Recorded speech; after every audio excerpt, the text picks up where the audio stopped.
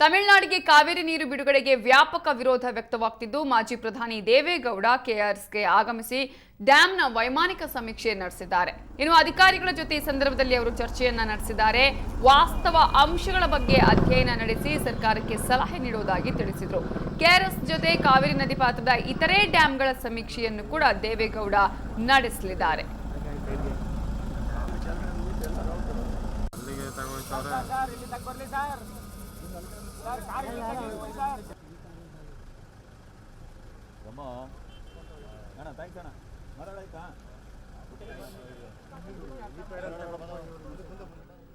ತಮಿಳುನಾಡಿಗೆ ಕಾವೇರಿ ನೀರು ಬಿಡುಗಡೆಗೆ ವ್ಯಾಪಕ ವಿರೋಧ ವ್ಯಕ್ತವಾಗ್ತಾ ಇದೆ. ಸಾಕಷ್ಟು ಪ್ರತಿಭಟನೆಗಳು ನಡೀತಾ ಇದೆ.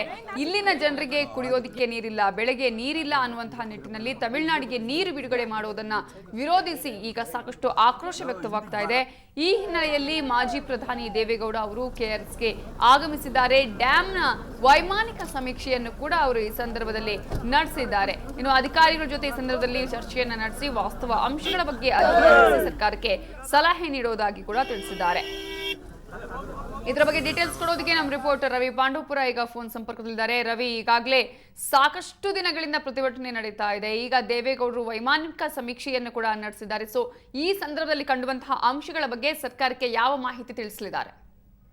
ಈಗಷ್ಟೇ ಮಾಜಿ ಪ್ರಧಾನಿ ದೇವೇಗೌಡರು ಕೆಆರ್ಎಸ್ ನ ಒಂದು ಹೆಲಿಪ್ಯಾಡ್ಗೆ ಆಗಮಿಸಿದ್ರು. ಅಲ್ಲಿ ಸಂಸದ ಪುಟ್ಟರಾಜು ಹಾಗೂ ಶಾಸಕ ಸಾರಾ ಮಹೇಶ್ವರು ಅವ್ರಿಗೂ ಸಾಥ್ ನೀಡುವಂತ ಕೆಲಸ ಮಾಡಿದ್ರು. ಈಗ ಕೆಆರ್ಎಸ್ ಅಣೆಕಟ್ಟೆಯ ಒಳಭಾಗಕ್ಕೆ ತೆರಳಿ ಅಲ್ಲಿ ಅಧಿಕಾರಿಗಳಿಂದ ಒಂದಷ್ಟು ಮಾಹಿತಿಯನ್ನು ಪಡೆದು ಕೆಆರ್ಎಸ್ ಜಲಾಶಯದಲ್ಲಿ ಸದ್ಯ ನೀರಿನ ಪ್ರಮಾಣ ಎಷ್ಟಿದೆ, ಒಳಹರಿವು ಹಾಗೂ ಹೊರಹರಿವಿನ ಪ್ರಮಾಣ ಎಷ್ಟಿದೆ, ಕಳೆದ ವರ್ಷ ಈ ಪ್ರಮಾಣದಲ್ಲಿ ಎಷ್ಟಿತ್ತು ಎಂಬುದರ ಬಗ್ಗೆ ಒಂದಷ್ಟು ಮಾಹಿತಿಯನ್ನ ಕಲೆ ಹಾಕಿದ್ದು. ಮತ್ತೆ ತಮಿಳುನಾಡಿಗೆ ನೀರು ಬಿಡ್ಲಿಕ್ಕೆ ನಾನೇ ಸಲಹೆಯನ್ನ ನೀಡಿದ್ದೆ. ಯಾಕಂತಂದ್ರೆ ಇದು ನ್ಯಾಯಾಧಿಕರಣದ ತೀರ್ಪುಗಳನ್ನ ಪ್ರಶ್ನಿಸುವ ಅಧಿಕಾರ ಯಾರಿಗೂ ಇಲ್ಲ, ಹಾಗಾಗಿ ಪ್ರಶ್ನಿಸಿದ್ರೆ ನಮ್ಗೆ ತೊಂದರೆ ಆಗುತ್ತೆ ಎಂಬ ಕಾರಣದಿಂದಾಗಿ ಸಿದ್ದರಾಮಯ್ಯ ಅವರಿಗೆ ನೀರು ಬಿಡ್ಲಿಕ್ಕೆ ನಾನು ಹೇಳಿದ್ದೆ ಅಂತ ಹೇಳಿದ್ರು. ಮತ್ತೆ ಇನ್ನು ಪ್ರತಿಭಟನೆಯ ಸ್ವರೂಪವನ್ನ ನಮ್ಮ ಜನಗಳು ಬದಲಾಯಿಸ್ಕೊಬೇಕು, ಅದನ್ನು ಮೌನವಾಗಿ ಮತ್ತೆ ಶಾಂತಿಯುತವಾಗಿ ಪ್ರತಿಭಟನೆ ಮಾಡಬೇಕು.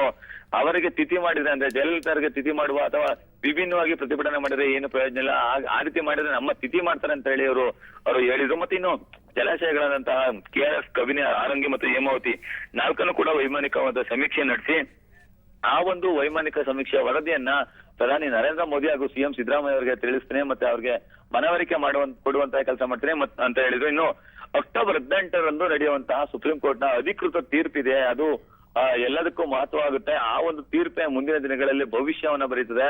50 ವರ್ಷಗಳ ಆ ಒಂದು ತೀರ್ಪು ನಮ್ಮೆಲ್ಲರಿಗೂ ಒಂದು ಪಾಠ ಆಗ್ಲಿದೆ ಅಂತ ಹೇಳಿದ್ರು. ಮತ್ತೆ ಆ ಒಂದು ತೀರ್ಪಿಗಾಗಿ ನಾನು ಎದುರು ನೋಡ್ತೀನಿ. ಆ ತೀರ್ಪು ಯಾರ ಪರ ಬರುತ್ತೆ ಎಂಬುದರ ಮೇಲೆ ಎಲ್ಲವೂ ಕೂಡ ನಿರ್ಧಾರ ಆಗುತ್ತೆ ಅಂತ ಹೇಳಿ ಈ ಸಂದರ್ಭದಲ್ಲಿ ಹೇಳುವಂತ ಕೆಲಸ. ಇನ್ನು ಇದೇ ಸಂದರ್ಭದಲ್ಲಿ ಮಂಡ್ಯ ಜಿಲ್ಲೆ ಪಾಂಡವಪುರ ತಾಲೂಕು ಜವರೇಗೌಡನ ಕೊಪ್ಪಲಿನ ರೈತ ಮಹಾದೇವ್ ಅವರು ಆತ್ಮಹತ್ಯೆ ಮಾಡ್ಕೊಂಡಿದ್ರು. ಆ ಒಂದು ರೈತರಿಗೆ ಸಾಂತ್ವನ ಹೇಳುವಂತಹ ಕೆಲಸವನ್ನು ಮಾಡಿದ್ರು.